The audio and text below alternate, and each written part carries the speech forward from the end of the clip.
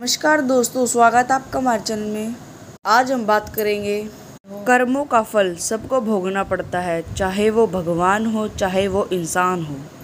रामायण की कथा तो सबने सुनी होगी या पढ़ी ही होगी, इसमें श्री राम और माता सीता के जीवन से जुड़े पहलुओं को दिखाया गया है। उन्हीं में से आज हम आपको बताएंगे एक कहानी, कैसे मर्यादा पुरुषोत्तम राम अपनी पत्नी सीता को धोबी की बातों में आकर अयोध्या छोड़ के जाने के लिए कह दिया था। लेकिन क्या आपको पता है कि वो धोबी के रूप में जन्मा एक पक्षी था, जिसके श्राप की वजह से ही माता सीता को वन में भटकना पड़ा था।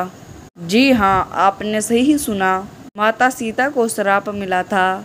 आज हम आपको बताएंगे देवी सीता को किस पाप की सजा जो उन्हें वन में भटकना। मिथिला नगरी में जनक राजवंश कर्ता में से एक राजा शीरध्वज एक बार यक्ष के लिए वह जमीन जोत रहे।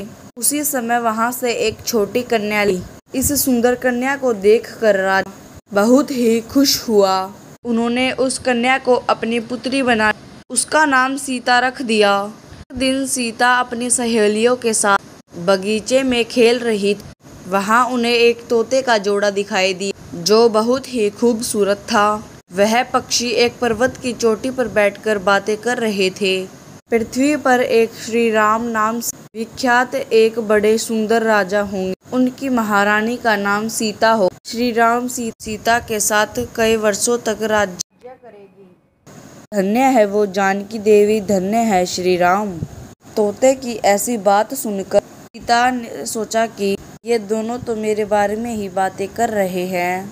मैं इन्हें पकड़कर अपने जीवन से जुड़ी सारी बातें पूछ सकती हूँ। इसलिए उन्होंने अपनी सहेलियों से उन दोनों पक्षियों को पकड़कर लाने के लिए कहा। उनकी सहेलियां उस पर्वत पर गई और दोनों पक्षियों को पकड़कर ले आई। माता सीता उन पक्षियों से कहती है कि तुम दोनों बहुत सुंदर हो, देखो डरो नहीं, मैं तुम्हें कोई नुकसान नहीं पहुँचाऊंगी।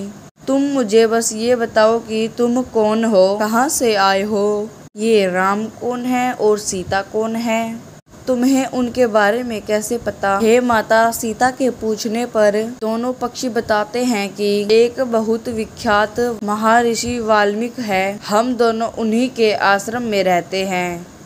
महर्षि ने एक रामायण नाम का एक ग्रंथ लिखा है, जिसका पाठ उन्होंने अपने शिष्यों को भी करवाया है। उन पक्षियों को सीता ने यह भी बताया कि इस ग्रंथ में महर्षि वाल्मीकि ने बताया, ऋषि शृंग के द्वारा किए गए यज्ञ से प्रसन्न होकर भगवान विष्णु राम और भरत और शत्रुघ्न ये चार मानव शरीर धारण कर पृथ्वी पर जन्म लेंगे। बड़ा होने पर श्री राम विश्वामित्र और अपने छोटे भाई के साथ हाथ में धनुष लिए मिथिला आएंगे और शिवजी का धनुष तोड़कर सीता से विवाह करेंगे। फिर उस पक्षी के जोड़े ने कहा, ए सुंदरी, हमने तुम्हें सब कुछ बता दिया है, अब हमें छोड़ दो, अब हम जाना चाहते हैं। पक्षियों की बात सुनकर माता सीता के मन में और भी बातें जानने की इच्छा हुई। उन्होंने उन दोनों से पूछा कि हम कहाँ होंगे और वह किसके पुत्र हैं, कैसे मिथिला आकर जानकी से विवाह करेंगे।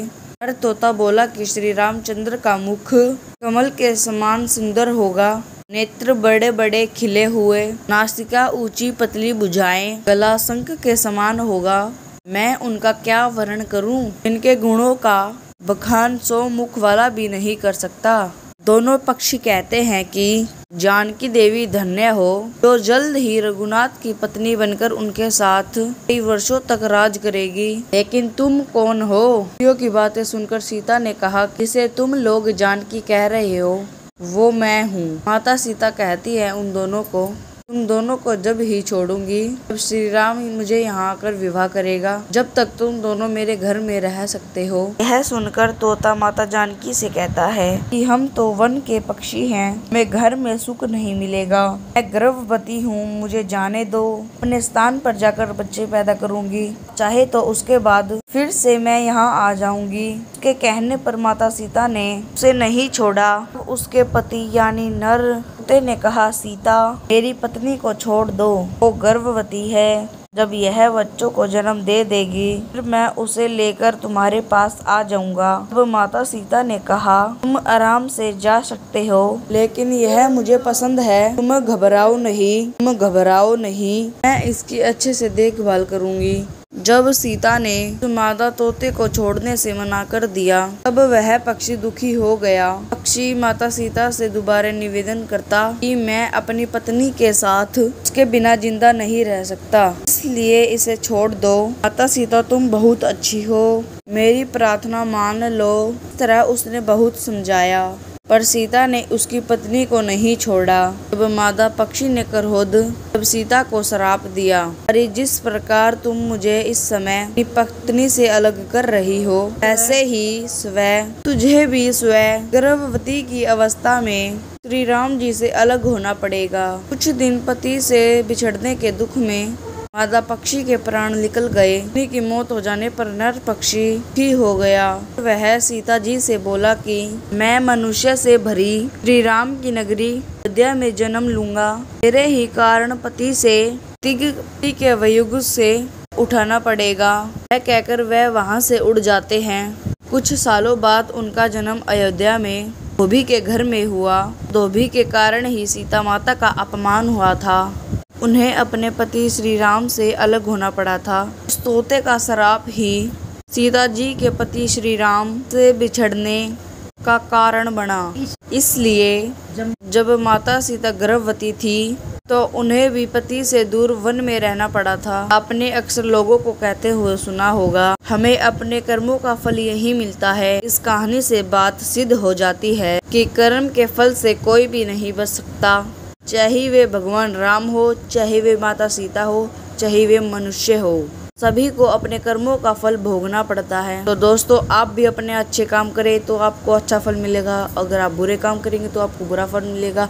तो दोस्तों, अगर आप हमारे चैनल पर नए हैं तो हमारे चैनल को सब्सक्राइब करना और हमारी वीडियो को लाइक करना। तो दोस्तों, जय श्री राम।